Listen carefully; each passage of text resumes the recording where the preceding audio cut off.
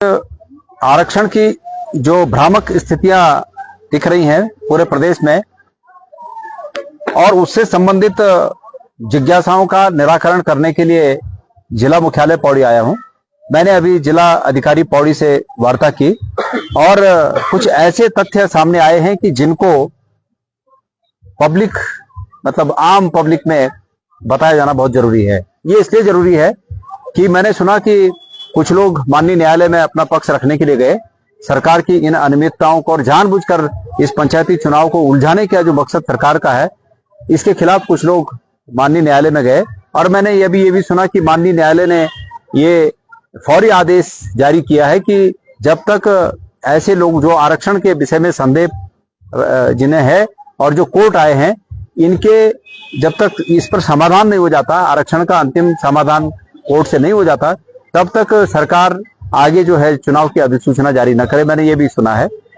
हो सकता है ऐसा ही हो, लेकिन मैं उन लोगों को जो लोग कोर्ट गए हैं उन्हें एक बहुत महत्वपूर्ण बात बताना चाहता हूं। कृपया वो लोग इसका संज्ञान लेंगे और इसको माननीय न्यायालय में रखेंगे। सरकार ने इतनी जालसाजी की कि सरकार ने 10 तारीख को ये जो शासनादेश जारी किया, इसमें जो प्रावधान जारी किए, इन प्रावधानों को 10 तारीख का ये शासनादेश है 10 तारीख का, इन प्रावधानों के आधार पर तमाम जिले के जिला प्रशासन ने, पंचायती राज विभाग ने उन संबंधित जिलों के सभी प्रमुख के पद, जिला पंचायत सदस्यों के पद और प्रधान के पद और संबंधित वार्ड मेंबरों के पद निर्धारित किए।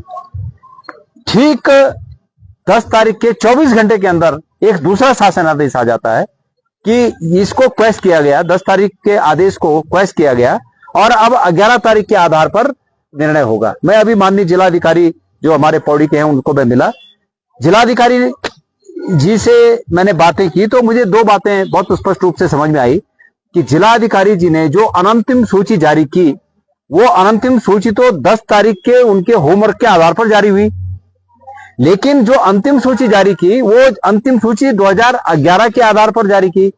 तो चूंकि ये नियम है कि भाई जब अनंतिम सूची जारी होगी तो उस पर लोग अपनी प्रतिक्रिया और अपनी आपत्ति दर्ज कर सकते हैं, तो ये 11 तारीख वाली जियो के आधार पर जो सूची जारी हुई, इसके लिए आपत्तियों का समय कब था? ये बहुत बड़ा घोर घपला है और ये घोर घपला, ये बदमाशी जानबूझकर की गई।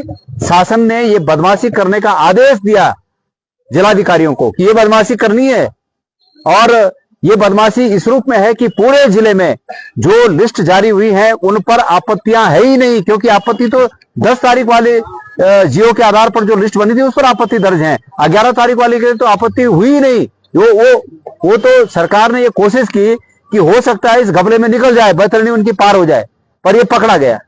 तो शायद ये और लोगों के भी संज्ञान में हो, पर अगर किसी को नहीं है तो माननीय न्यायालय में आप लोग इस पक्ष को भी रखिए कि सरकार इस तरह के घपले कर रही है कि लिस्ट तो बनवा रही है एक जियो के आधार पर और जारी कर रही है दूसरे जियो के आधार पर, ताकि लोगों को इसका मौका ही न मिले कि लोग इस पर आपत्ति लगा सकें। इस बात को ध्यान में रखा जाना चाहिए। ये सरकार की गुंडागर्दी, सरकार की बदमाशी, सरकार का झूठ बेनकाब हो रहा है। ये दोनों जियो ये बता रहे हैं कि सरकार का झूठ किस तरह बेनकाब हो रहा है। ये अलग बात है कि अब इसको परीक्षण माननीय न्यायालय में होगा। ये जो नया जियो है इसका भी परीक्षण, इसके प्रावधानों का परीक्षण न्यायालय में होगा कि एक ही जिले में, एक ही राज्य में किसी पद के लिए आधार कुछ हो और किसी पद के लिए आधार कुछ हो। जैसे यहां पर जिला अध्यक्ष, जिला पंचायत अध्यक्ष, जिला क्षेत्र पंचायत प्रमुख और प्रधान जो ऑफिस बेरर के पद होते हैं, उन ऑफिस बेरर के पदों के लिए आरक्षण का आधार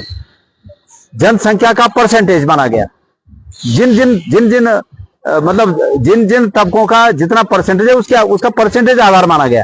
लेकिन साथ ही गड़बड़ करने के लिए साथ ही ये कर दिया गया कि जो वार्ड मेंबरों के पद हैं, जो जिला पंचायत सदस्यों के पद हैं, जो क्षेत्र पंचायत सदस्यों के पद हैं, वो परसेंटेज के आधार पर नहीं होंगे, वो संख्या के आधार पर होंगे। और वो भी संख्या कैसी, जो जहां तक मैं समझा इस जियो के आधार पर, वो भी संख्या ऐसी कि जहां पर जिला प्रशासन चाहे वहां पर अनुसूचित वर्ग की संख्या को कम कर दे और जहां पर न चाहे वहां पर अनुसूचित वर्ग की संख्या को वहीं पर रहने दे। इस तरह के गड़बड़ झाले इस शासनादेश में प्रावधान इसमें किए गए हैं और ये बदमाशी करने का शासनादेश सरकार जारी कर रही है। तो कृपया इसको ध्यान रखिएगा और माननीय न्यायालय में इन पक्षों को जरूर रखिएगा। क्या लगता है कि एक तरफ जिलाधिकारी का भी तत्कालीन जैसे शासनादेश आया, त्रिपुरा आया, लिस्ट आई और उसके बाद वहाँ पे जिलाधिकारी का भी ट्रांसफर कर दिया गया। देखिए ये सब पूरा जो घटनाक्रम है ना, ये पूरे घटनाक्रम के लिए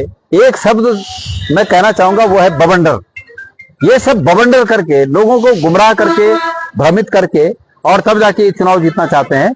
लेकिन अभी हम फिर मीटिंग के लिए जा रहे हैं और हम मीटिंग में एक हम तो ये कहेंगे कि तुमने किसी भी शासनादेश के आधार पर किया, पर एक नियम बताओ कि तुमने एक नियम के आधार पर किया, कोई भी एक नियम बताओ।